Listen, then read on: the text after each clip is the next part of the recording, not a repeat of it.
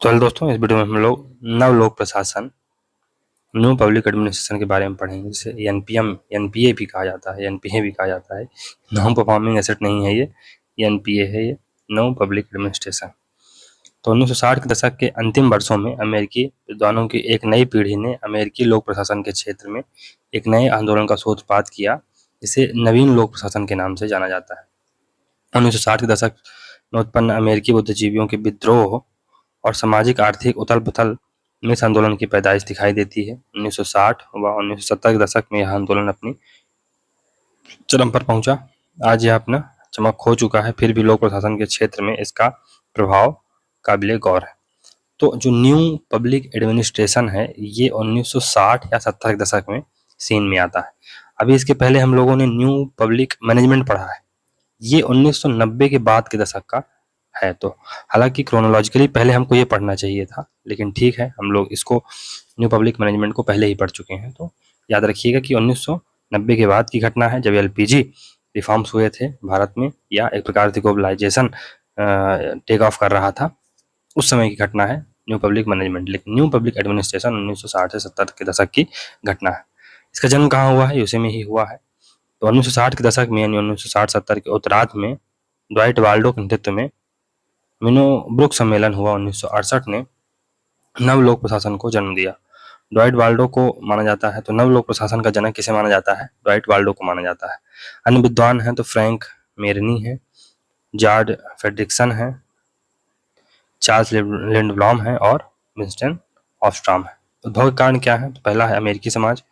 तो 1960 के दशक में अमेरिकी समाज शीत युद्ध, आणविक शस्त्रों से उत्पन्न आतंकवाद, अशेतों के नागरिक अधिकार आंदोलन, सामाजिक विभेद और वियतनाम सिंड्रोम का सामना कर रहा था। तो ये पहला कारण है। दूसरा, मिनोब्रुक कॉन्फ्रेंस होती है 1968 में, ये पहली कॉन्फ्रेंस थी। तो मिनोब्रुक सम्मेलन सिराक्यूज विश्वविद्यालय, न्यूयॉर्क के मिनोब्रुक कॉन्फ्रेंस हॉल में हुआ। सितंबर 1968 में ड्वाइट वाल्डो की अध्यक्षता में हुए मिनोब्रुक सम्मेलन में युवा विद्वान एकत्र हुए तथा उन्होंने रूढ़वादी एवं परंपरागत लोक प्रशासन तथा बहुलवादी राजनीति शास्त्र की आधारभूत मान्यताओं को ललकारा।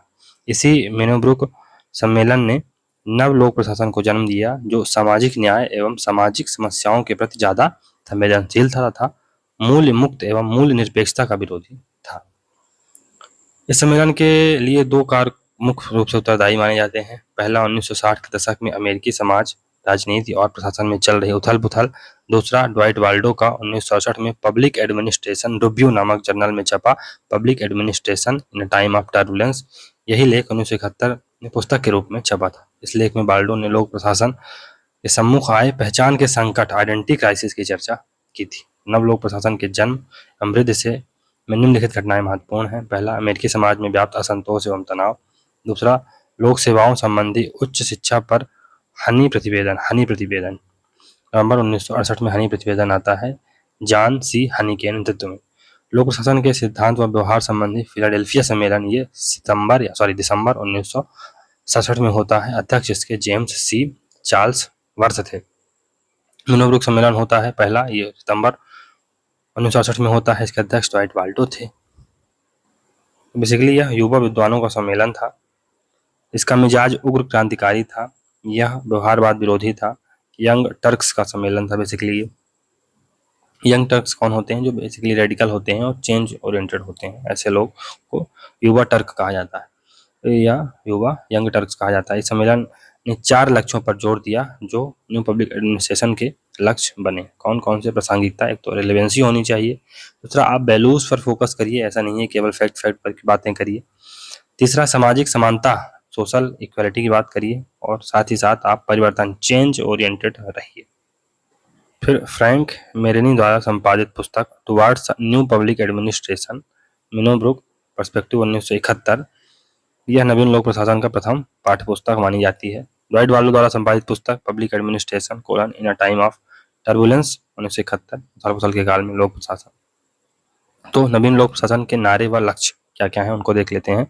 तो वाल्डो के शब्दों में जो न्यू पब्लिक एडमिनिस्ट्रेशन है, ये नॉर्मेटिव थ्योरी यानी मानकात्मक सिद्धांत, दर्शन यानी फिलॉसफी, सोशल कंसर्न यानी सामाजिक प्रतिबद्धता एवं सक्रियतावाद एक्टिविज्म की दिशा में एक प्रकार का क्रांति घोष है। जॉर्ज एच फ्रेडरिक्सन ने 1980 में प्रकाशित अपनी प्रसिद्ध कृति न्यू पब्लिक एडमिनिस्ट्रेशन में लिखा, यह जातिगत यानी जेनेरिक की अपेक्षा जनोन्मुखी पब्लिक अधिक है। यह विवरणात्मक यानी डिस्क्रिप्टिव कम और प्रिस्क्रिप्टिव अधिक है। यह संस्था उन्मुखी कम और ग्राहक उन्मुखी अधिक है। यह तटस्थ कम और मूल्यांकन परक अधिक है, कम वैज्ञानिक नहीं है। नवीन लोक प्रशासन के 4 नारे या 4 लक्ष्य। पहला है प्रासंगिकता यानी रिलेवेंसी। इसका तात्पर्य है कि लोक प्रशासन का ज्ञान व शोध समाज की आवश्यकताओं के संदर्भ में प्रासंगिक एवं संगतपूर्ण हो, अर्थात सामाजिक समस्याओं के निदान एवं सामाजिक परिवर्तनों के प्रति इसकी भूमिका महत्वपूर्ण हो। मूल्य। नवीन लोक प्रशासन स्पष्ट रूप से आदर्शात्मक व माननात्मक यानी नॉर्मेटिव है। यह परंपरागत लोक प्रशासन के मूल्यों को छिपाने तथा प्रक्रियात्मक तटस्थता को अस्वीकार करते हुए न्याय, समता, शोषण मुक्ति जैसे मूल्यों को महत्व देता है। निग्रो व निग्रो। जब से नवीन लोक प्रशासन का उदय हुआ है, मूल्यों व नैतिकता के प्रश्न लोक प्रशासन के मुख्य विषय रहे हैं। इस प्रकार नवीन लोक प्रशासन ने प्रबंधोन्मुखी लोक प्रशासन तथा व्यवहारवादी राजनीति विज्ञान के मूल निरपेक्ष दृष्टिकोण को खारिज कर दिया। सामाजिक समता सोशल इक्वालिटी। तो नवीन लोक प्रशासन समाज के शोषित, वंचित व हास्यकृत वर्गों के लिए सामाजिक न्याय एवं समानता की स्थापना करना चाहता है। परिवर्तन। तो यह समाज में यथास्थिति शोषण, सामाजिक और आर्थिक विषमता को समाप्त कर समता युक्त शोषण विहीन समाज की स्थापना करना चाहता है। रॉबर्ट टी गोलम्स्की ने एनपीए के 3 विरोधी लक्ष्य बताए हैं। पहला, यह पॉजिटिविज्म प्रत्यक्षवाद। हमने प्रत्यक्षवाद के बारे में पढ़ा था कि प्रत्यक्षवाद बेसिकली ये कहता है कि जो चीज़ों को हम देख सकते हैं, सुन सकते हैं, जिनका हम अनुभव कर सकते हैं, केवल वही सत्य हैं। बाकी जिन चीज़ों को हम देख नहीं सकते, सुन नहीं सकते या इस वर्ल्ड के बियॉन्ड है, वो चीज़ों का कोई एग्जिस्टेंस नहीं है। तार्किकतावाद व मूल निरपेक्षता का विरोधी है। कौन? New public administration. तो new public administration positivism, rationality और वैल्यू न्यूट्रलिटी या वैल्यू रिलेटिविज्म का विरोधी है। यह तकनीक विरोधी है। यह तकनीक पर मानव की भावनात्मक सृजनात्मकता का बलिदान नहीं चाहता है। यह नौकरशाही व पदसोपान विरोधी है। नवीन लोक प्रशासन की विशेषताएं। तो यह लोक प्रशासन की मूल्य मुक्त एवं मूल निरपेक्ष व्याख्या को स्वीकार करता है। रॉबर्ट टी गोलम्स्की के अनुसार नव लोक प्रशासन के भाष्यकारों का केंद्रीय निशाना प्रत्यक्षवादी पॉजिटिविस्ट नस्ल का मूल्य मुक्त वैल्यू फ्री विज्ञान है। यह राजनीतिक प्रशासन के विभाजन को अस्वीकार करता है, यानी पॉलिटिक्स और एडमिनिस्ट्रेशन 2 अलग अलग चीजें हैं, ये इसको नहीं मानता है। यह संगठन के बारे में यांत्रिकता का विरोधी है, यानी संगठन है वो मैकेनिकल नहीं होता है बल्कि जैविक होता है, ऑर्गेनिक होता है और यह लोगों से बना होता है, ऐसा ये मानता है। यह मानवीय संबंधों और सामाजिक परिवर्तनों के बारे में नए सृजनात्मक दृष्टिकोण पर बल देता है। इसके प्रमुख अध्ययन बिंदु हैं सामाजिक समता, सहभागिता, सक्रियता, विकेंद्रीकरण, मानवता के प्रति अगाध प्रेम इत्यादि। फिर ये लोक प्रशासन को प्रगतिशील विज्ञान बनाना चाहता है, जहां परंपरागत लोक प्रशासन नकारात्मक, तथ्यात्मक, मूल्य निरपेक्ष, तटस्थ व यथास्थितिवादी था, वहीं नवीन लोक प्रशासन सकारात्मक, मूल्यात्मक, सामाजिक रूप से सक्रिय, मानवीय एवं भागीदारी है। यह अंतः अनुशासनात्मक है, यानी इंटर डिसिप्लिनरी है। अब तक 3 मिनोब्रुक सम्मेलन हो चुके हैं। पहला 1967 में हुआ था, 1968 में हुआ था, इसके अध्यक्ष ड्वाइट बाल्डो हैं। दूसरा 1988 में हुआ था, इसके अध्यक्ष जॉर्ज फ्रेडरिक्सन हैं। और तीसरा 2008 में हुआ था, 20-20 साल के अंतर में हुए हैं, और इसके अध्यक्ष प्रोफेसर रोज मैरी ओ लीरी थे। अंतर क्या है तीनों में? तो पहला 68 में हुआ, दूसरा 88 में, तीसरा 2008 में। पहले के अध्यक्ष ड्वाइट बाल्डो थे, दूसरे के जॉर्ज फ्रेडरिक्सन, तीसरे के प्रोफेसर रोज मैरी ओ थे। ये यहाँ पर युवा जो टर्क्स थे सहभागी, इसमें कौन थे? युवा टर्क्स थे, राजनीति विज्ञानी थे। और इसमें जो द्वितीय मेनोब्रुक हुआ था, इसमें जो सहभागी थे वो अकादमिक दायरा विस्तृत था और युवा व वरिष्ठ राजनीतिक विज्ञानी, विधिक शास्त्री, विधिक अर्थशास्त्री, लोक नीतिकर्ता सभी इसमें शामिल थे। और जो तीसरा मेनोब्रुक सम्मेलन हुआ था, इसका शैक्षणिक दायरा भी विस्तृत था। फिर जो प्रथम मेनोब्रुक्स हुआ था 1988 में, यह अमेरिकी समाज की उथल पुथल के काल में आयोजित हुआ।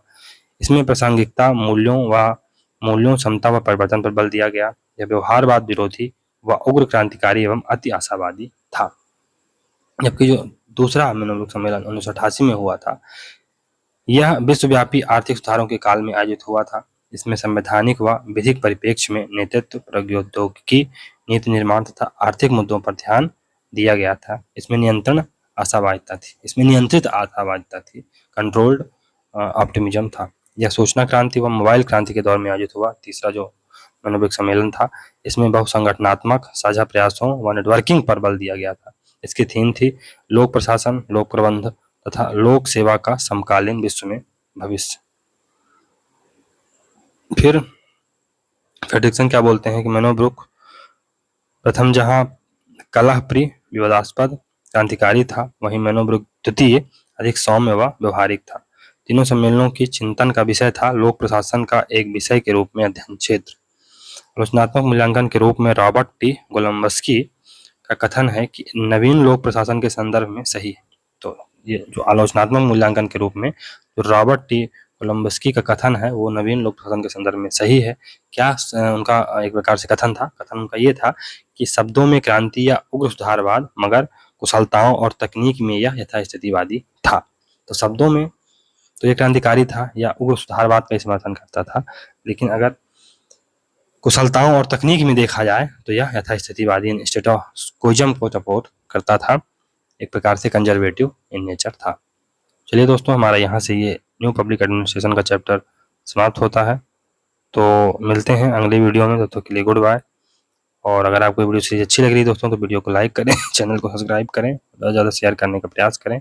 चलिए मिलते हैं अगली वीडियो में, तब तक के लिए good bye. Thank you very much for discussion.